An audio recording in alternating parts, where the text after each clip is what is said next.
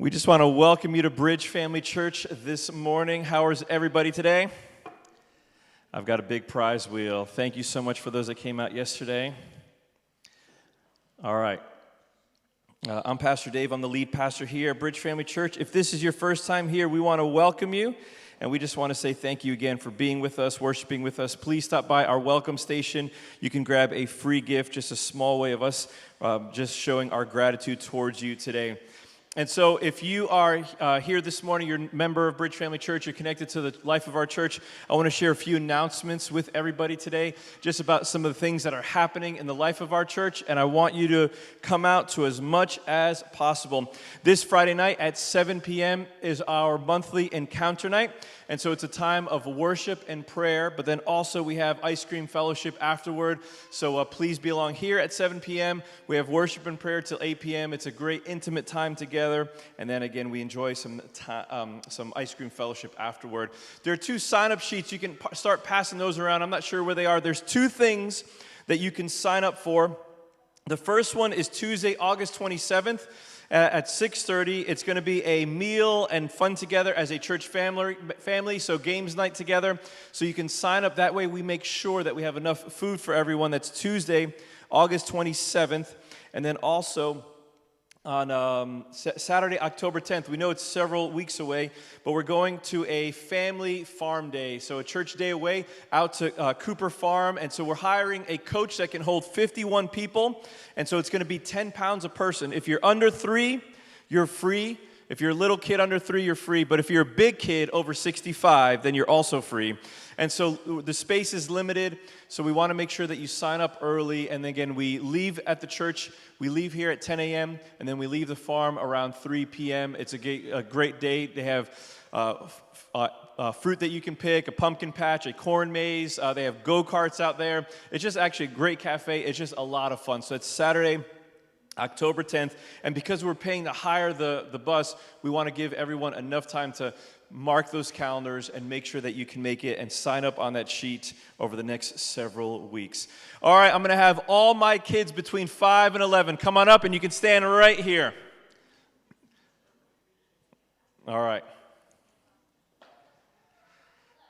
This is what we did yesterday at King George V Park. We spun a wheel. And that is the prize that you get. All right? Cheer them on. Go ahead, Tessa, spin the wheel. We might be here for quite a long time, depending on how long the wheel spins. Let's see. If Tessa wins, everybody wins. All right, whatever Tessa gets, and then you can spin afterward. It's going to be a long time. Everyone gets a school bag. All right, everyone grab a bag, and then you can follow Lori and Ross downstairs for kids' church. I just realized how long that would take if I had 12 kids spinning that wheel, one person at a time. Grab a bag. It's just got some school supplies, some pencils and pens, and some small things. Socks, if your kids always lose their socks. Toothpaste and toothbrush, if your kids always lose their toothpaste and toothbrushes. All tangled up. And give our kids a great round of applause. We have amazing Bridge kids here. Great church family. Everyone has one. Good job. You guys can head downstairs for kids' church. I better move this to the side. Adults, if you want to play later, you can.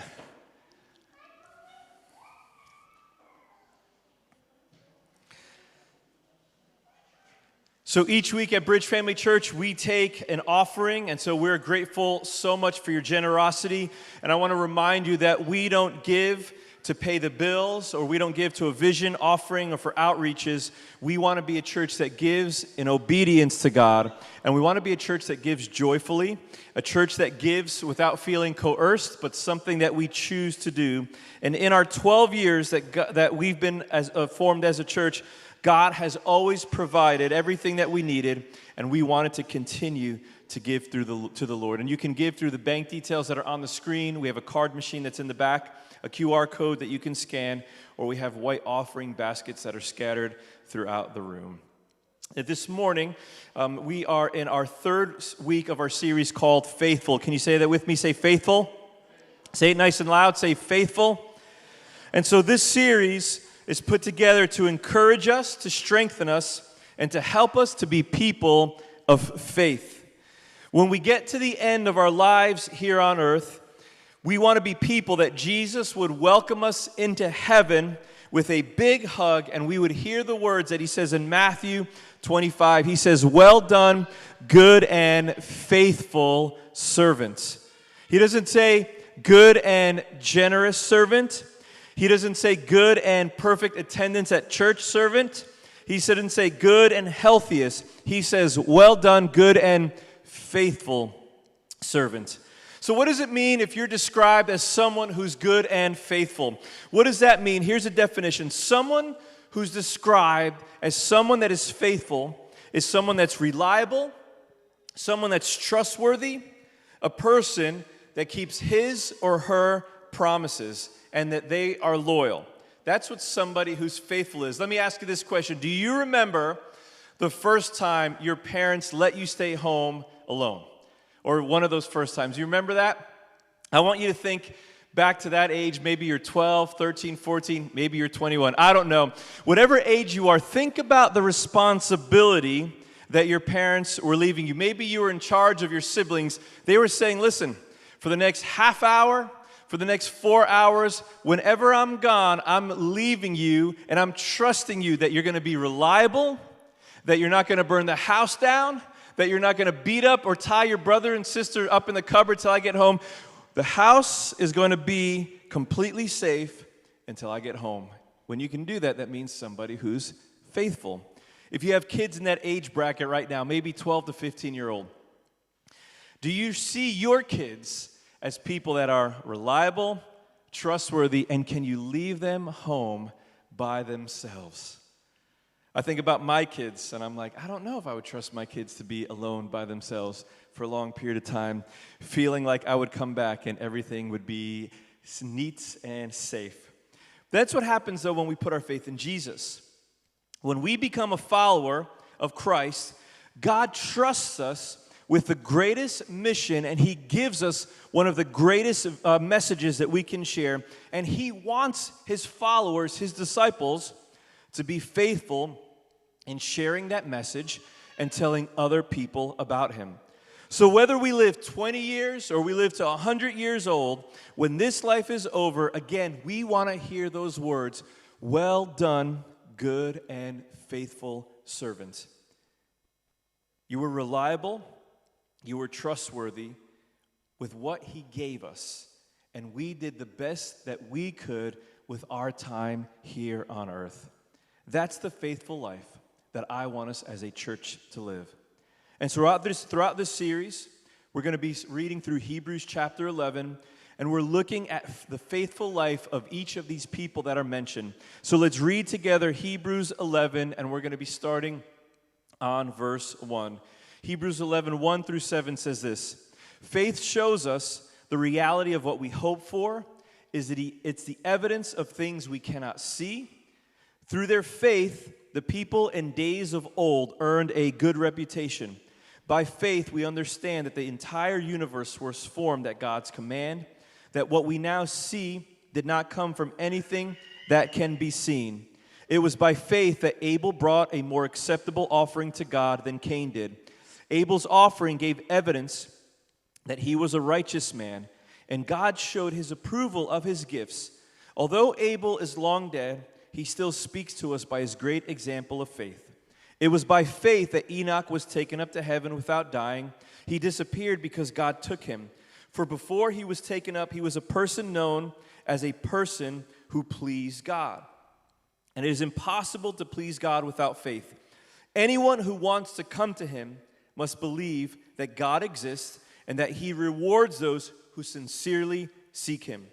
It was by faith that Noah built a large boat to save his family from the flood. He obeyed God, who warned him about things that had never happened before. And by his faith, Noah condemned the rest of the world, and he received the righteousness that comes by faith." We've looked so far at the life of Abel, Enoch, and today we're going to look at the faithfulness of Noah. Noah was the man in the Bible, if you're not familiar with Scripture, he's a man in the Bible that built this big boat or this large ark to save humanity, his family, and the animals that were there. And so what was happening in that time is that the world was going crazy. It was getting filled with sin. It was getting evil. And this is what it says in Genesis 6 about the state of the world in the time of Noah. Genesis 6, verse 5. The Lord observed the extent of human wickedness on earth, and he saw that everything they thought or imagined was consistently and totally evil. So the Lord was sorry. Could you imagine that? The Father who created you, who created everything, he looked at the state of the world. He looked at the state of humanity, and it says that the Lord was sorry that he ever made them. I think about the world that we live in today, the corruption, the wickedness. We've taken this world and it's just polluted with so much evil, and God still loves his people. So the Lord was sorry that he ever made them and that he put them on earth, and it broke his heart. And the Lord said, I will wipe this human race I have created from the face of the earth. Yes, I will destroy every living thing, all the people, the large animals, the small animals that scurry along the ground, all the birds of the sky. I'm sorry I ever made them. And then it says this in verse 8. But Noah found favor with the Lord. There was something about Noah's character, something about his desire to know God that caused Noah to find favor with God. When the rest of the world was corrupt, when everyone else was turning to do evil, Noah remained faithful.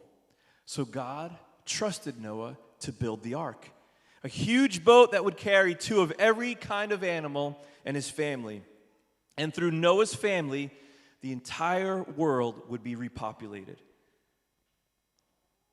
I'm not sure how many people or how big the population was at the time, but could you imagine out of the thousands or tens of thousands of people that you were the only person counted as walking blameless and righteous before God? So God does this massive reboot. He says, I'm going to start everything over again, but Noah and his family, they're worthy enough to be part of the big reset button. And Hebrews tells us that it was because of Noah's faith. It was because that Noah was faithful. Well, what made Noah faithful? What made him know? How did Noah gain the trust from God to be counted as someone who was faithful? Number one, Noah heard the voice of God. Noah heard the voice of God. So this is what it says in Genesis 6:9. This is the account of Noah and his family. Noah was a righteous man, the only blameless person living on earth at the time, and he walked in close fellowship with God.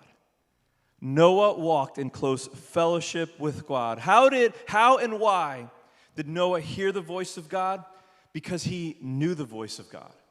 How did he understand that it was God speaking to him? Is because he knew the voice that was speaking to him. He put himself in the position where he was going to be able to hear the voice of God loud and clear. And how did he do that? He did that by walking in close fellowship with God. There's no other way around it. There's no fast track ticket to get there. There's no tricks or there's no Bible theory that can help us. But we get to that position. We hear the voice of God when we position ourselves and when we walk in close fellowship with him. What happens is the voice of God becomes loud and clear. If we want to be people that are faithful, then we need to be people that position ourselves to hear the voice of God. We've got to hear the voice of God, so I got my big ears because we need to hear the voice of God. Fit? It might be too big for my head. Maybe they go this way. Nope. They don't fit. So Joey can take a picture. We hear the voice of God. Could you imagine if we had supersonic hearing? That would be pretty annoying at the same time, right? I can hear my kids when they wake up at like 6 o'clock in the morning getting ready their breakfast cereal. All of a sudden you're like, I can hear everything. But this is what Noah did in his walk. This is what it means to have close fellowship and close relationship with God. He was constantly in a place where he could hear the voice of God. He knew what his father sounded like. The Bible says in John 10:27, the sheep, my sheep, which is his followers, know my voice, hear my voice, and I know them, and they follow me. The Message translation says that the sheep recognize my voice. So in the midst of the chaos, in the midst of all the outside noise, do we have our listening receptors on to hear the voice of God? Do we recognize the voice of God? Do we confuse the voice of God with how we're feeling at a certain moment? Does it depend on maybe we had a late night curry the night before? Maybe our circumstances, or what we're seeing or what we're not seeing. Do we wait for someone else to hear the voice of God for us? We have the ability and the access to hear the voice of God for ourselves. But what are we doing to position ourselves to hear the voice of God? How are you positioning yourself to hear the voice of God? Noah was faithful because he was intentional about having close fellowship with the Lord. We can't have an intimate relationship if we aren't intentional. A relationship with my wife doesn't just happen. We have to be relational. We can live together. We can still be married, but it doesn't mean that you have a relationship. It doesn't mean that you have a loving relationship. It doesn't mean that you have a close relationship. And the same thing happens when it comes to our relationship with God. You can know him, but does it mean that you're walking in close fellowship and relationship with him? Just like my wife and I, does it get hard at times? Yes. Are there distractions? Yes. Do we have more responsibilities now that we're married 21 years later? Yes.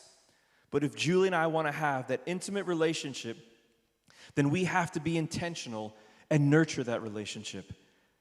Because if we don't nurture that relationship, then what happens over time? We begin to take each other for granted. We begin to drift apart. We stop trusting each other. We would love each other, but not be in love with each other.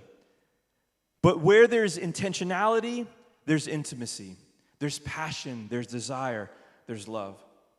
Where there's intentionality with the Lord, there's intimacy, there's passion, there's desire, there's love. And when we are close to the Lord, hearing his voice just becomes easier. Moses was faithful because he heard the voice of God.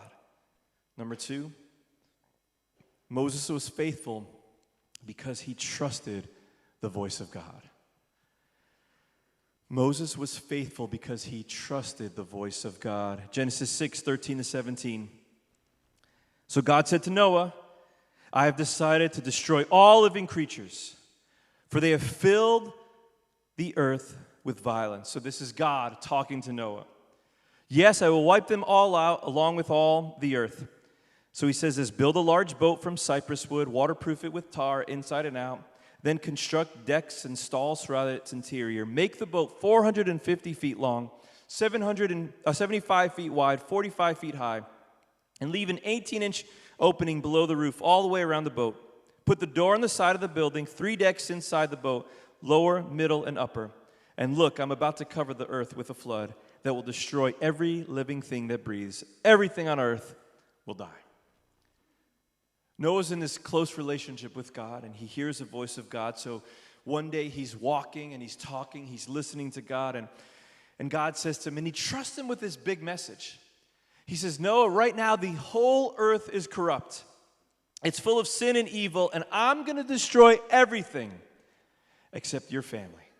So he drops this big bombshell news on Noah, and he says, now, I want you to listen to me, Noah, because what I'm going to tell you sounds pretty crazy, but I need you to trust me. He says, Noah, I want you to build a big boat in the middle of the desert. Could you imagine what Noah said to God in that moment? He said, God, what's a boat? He had never seen something like that before. God gives him all these measurements, and he says, God, you want me to build the boat? Okay, I can picture this, I can see this. But I'm not building a little tiny rowboat. You're asking me to build something that's the size of a football stadium. You know how big that was? 450 feet long. That's 137 meters long, about 4 times the length of this building from front to back. 75 feet wide, 22 meters wide, and 45 feet high, 13 meters high, almost 4 stories.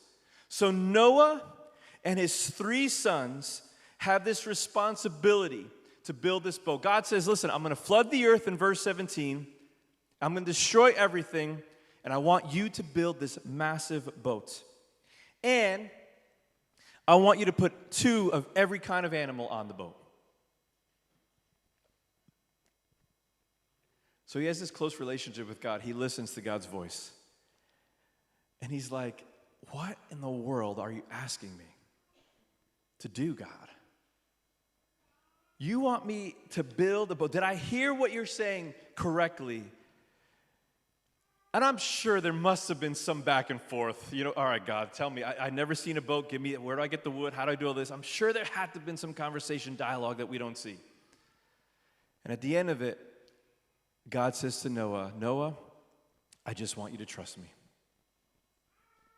He says, Noah, I know what I'm asking you to do sounds crazy. It seems impossible. It's something that you've never done before, but I need you to trust me.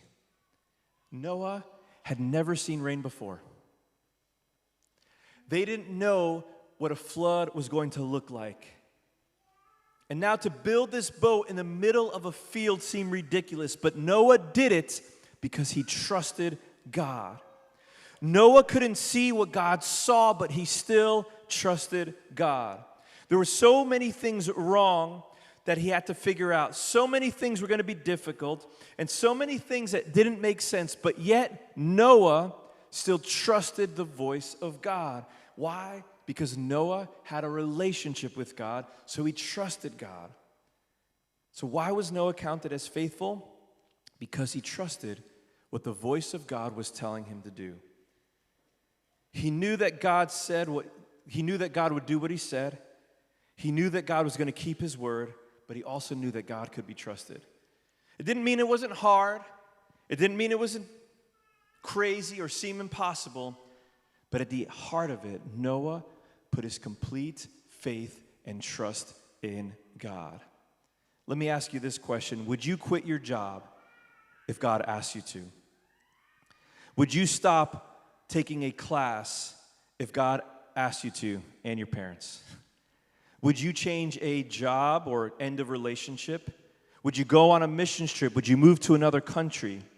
Would you start a ministry? Would you lead a ministry? When God speaks to you, even if he asks you to do something that seems impossible or crazy, would you still do it? Trusting God isn't always going to make perfect sense. We have to know that if you have been following Jesus and you've had a relationship with Jesus, you have to know at some point, trusting him isn't always going to make perfect sense. We aren't always going to see the full picture, but that's what our faith is. We walk by faith. We are faithful people. We don't walk by sight. We walk by what we can, not what we can see, but who we know. It's walking in faith, trusting the Lord, even when we don't know what's next, but knowing that he has our future in his hands. Often, in order for us to learn to trust him, God has to put us in positions that stretch us and that make us a little bit uncomfortable. I wish we learned when everything was going great. I wish we learned when the finances were strong. I wish we learned when we had the jobs, when we had the relationship. But that's not often when we learn the most. We often learn the most when we're stretched the most. 3 years ago, we moved into this church building. It would have been September of 2021. So next month, it would have been 3 years. So many of you have never even seen, and I still have to put these pictures together of what this place looked like before we moved in, and then for the next several months. So we moved in September, and we started a renovation in March of 2022. So we took this vision offering, we were excited, we had people here, and then as we got moving, and then what started to happen from October, after we moved in, after 9 years of setting up and tearing down, we finally had this great, strong group of people. We're moving in. And then from October of that year till about June, we lost about 15 to 20 people in the life of our church. I've shared this with you. Even people that have given to the vision offering to see the upstairs renovated never saw the final renovation because they had moved before the job was done. So when we finished in June, the first service that we had, I think there were only 18 people in our service. And I remember asking God, what are you doing? Like all these years. And when we lost people, we lost pastoral care team people, intercessory prayer team leaders, small group teachers. We lost people that were tithing. And I was like, Lord, this is like, I can't believe, like I was almost in shock of what was happening. And I remember God saying, just trust me. That's what he said.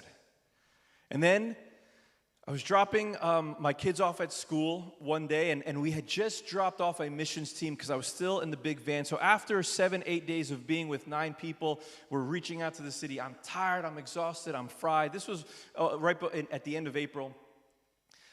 And we were just dropping off the kids at school, but you weren't allowed in the playground yet. We were sitting outside, and I was just sitting in the van. I was just taking a few minutes to rest, and God said, Dave, go do what you're good at. Just go spend time with people. Do what I've called you to do. Go spend time with people.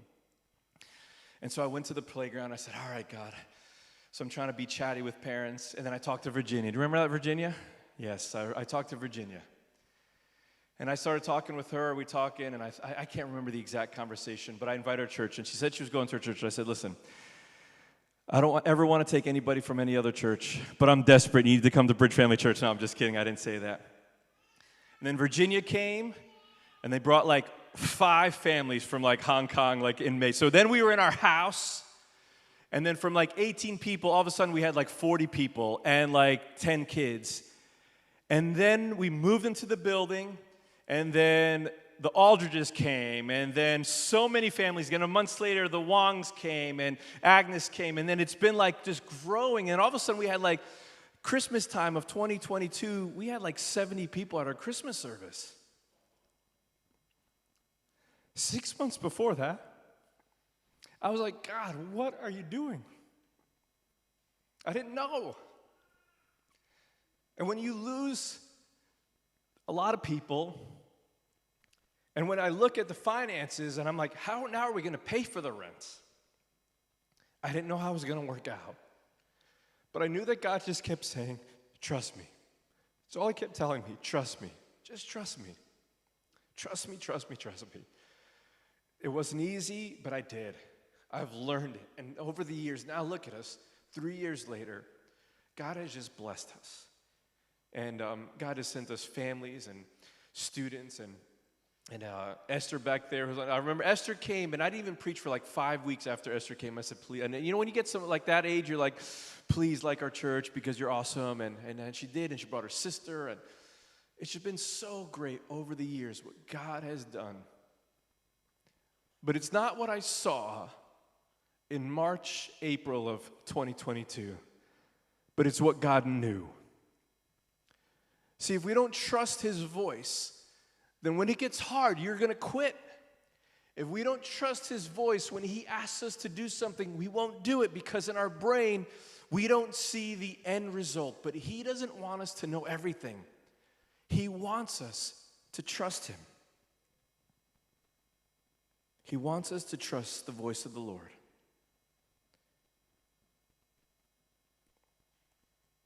And then now, as we're going into the downstairs renovation, it was significantly easier. We still go through shift and we lose people. And I still panic at times. Don't get me wrong, I'm not perfect. But my default position is saying, Lord, how are we going to pay for it? Our rent downstairs, taking on the upstairs to downstairs, our rent is now tripled from what it was in 2021. Paying for it in 2021 was pretty easy, but now you go triple that rent, I'm a little scared. But that's what we need to be fit. Trust God. We have to trust him. We have to be stretched. I know you're going to make it happen, Lord. How are we going to get volunteers for the cafe? Where are people going to come from? I know it's going to be okay, Lord.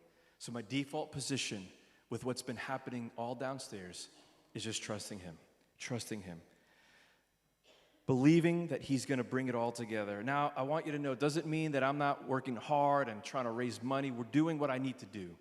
But at the end of it, we have to trust him. Can I ask you, church, do you trust the voice of God? Do you trust him when he asks you to do something? When he challenged you to do something? When you get pushed to do something? Even if it seems impossible, but like building an ark, building a boat in the middle of a desert, that you say, God, I don't understand, but I trust you. That's why Noah was counted faithful, because he trusted the voice of the Lord. And number 3, Moses obeyed the voice of the Lord. He obeyed the voice of God. This is what it says in verse 22. So Noah did everything exactly as God had commanded.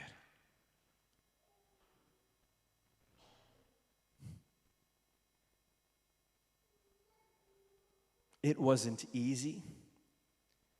He didn't know how long it was going to take him. He didn't know how hard it was going to be. But Noah did. He obeyed exactly as God had commanded him. He did it. He put in the hard work to figure out how he was going to get all that wood. If you've ever built a house or seen a house built, you know how much wood it takes to build a house. But could you imagine building an ark in like the beginning of time? He had to cut down all the trees. He had to sand it all together. It was a lot of work to get the timber. Today, when we need wood for downstairs, I call the timber yard. 2 days later, 45 pieces of wood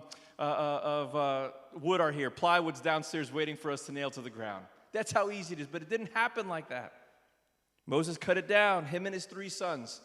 I don't know how old his sons were, but you guys, many of you have kids in this room. I don't know if I trust my kids to cut wood and build a boat. I look at my kids and I laugh sometimes, and I'm like, what have you guys done? But they're good kids. But Noah and his 3 sons had this responsibility. I was doing some research, how long they think it would have taken to build the boat. Some people think 20 to 40 years to build this boat. That's a long time working on one project over and over again. You cut the wood, you drag the wood, you nail the wood, you put some tar on over and over and over again. But they didn't give up. They just obeyed. Were there days he wanted to? I'm sure. Did people go around and make fun of him and call him names? Probably. But he kept on building. He kept on working. He kept on doing what the voice told him to do. Noah, I want you to build the ark. But there's something that the voice of the Lord is telling you to do. Do whatever you have to do, and before this day ends, try to start and make it happen. Don't run from his voice. Obey his voice. Don't wait for another sign. Trust what he is telling you to do and do it. It might be hard, it might be scary, but obey his voice and do what he says. This is what it says in 1 Samuel 15:22. It says, obedience is better than sacrifice. Why was Noah counted as faithful? Because he obeyed the voice of the Lord. In closing, I just want to share this. It all started with a relationship. Noah heard the voice, he trusted the voice, and he obeyed the voice because he had a relationship with God. Why don't you stand to your feet with me this morning? We're going to put on some music and just close your eyes. As you close your eyes in this room,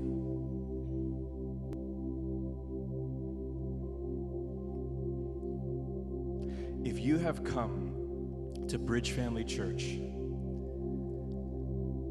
in the last 2 years, I want you to know that your family, yourself, if you come with somebody by yourself, I want you to know this, that you are an answer to our prayers as a church.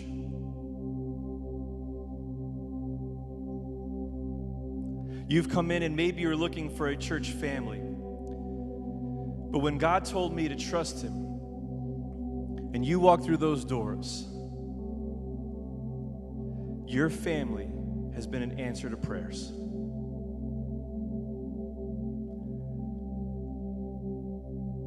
In my life, I'm learning to trust God more and more. I'm also learning to trust my wife more and more. We did a barbecue the other night, and she had hot dogs, and we had about 30-something people signed up. And I said, Julie, we don't have enough food. And she said, Dave, I have been making food for people for so many years. You just got to trust me. And I'm like, ah. So I said, all right. So we have food, and then Helen walks in with all this chicken, and then Ian and Celie walk in with like 6 trays of chicken. And I had so many chicken wings that day. And God said, and Julie said, not God, I replace Julie and God sometimes. God, forgive me. She said, Dave, was I right? I said, you're right. You're going to provide. We don't know how it's going to work out, but we just have to have trust. Because God is so faithful. But it starts with that relationship. As every head's bowed and eyes are closed, can I ask you, do you have the relationship with God that you desire? Are you walking in close fellowship with God?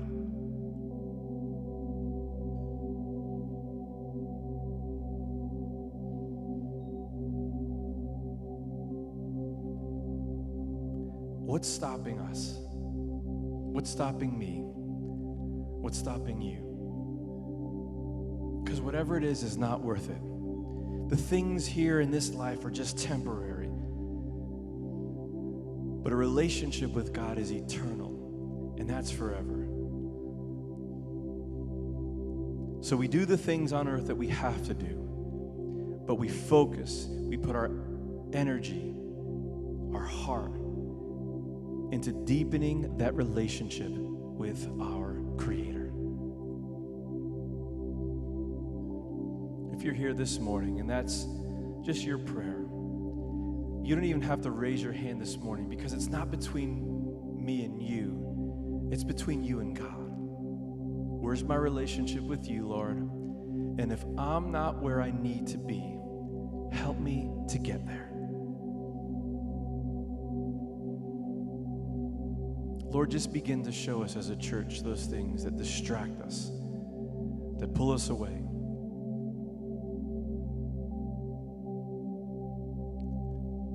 From having that close fellowship like Noah had. Because, Lord, in our lives, we want to hear you. We want to trust you. We want to obey you. That means we need to be close to you. So, God, anybody in this place, as we're saying our individual prayers, wherever we're at, help us make that choice to deeply and intimately follow you. Lord, as this new school year started, it's often a great time to start things fresh and to start things new. So I pray, God, as we head into a new season of the autumn, the winter, I pray that we started off right by taking those steps to have that intimate relationship with our Heavenly Father. Lord, over the next several weeks, as we connect as a church through our games night, we restart Connect Group and Encounter Night this Friday. Lord, just take the steps that we can to deepen and grow so that we can walk in that same faithfulness as Noah did. We love you, God, and we thank you for your mercy, your protection, your grace, for speaking to us, challenging us and encouraging us. And as we go, help us to take these words, apply them to our lives, and that our faith in you would get stronger and stronger. In Jesus' name I pray,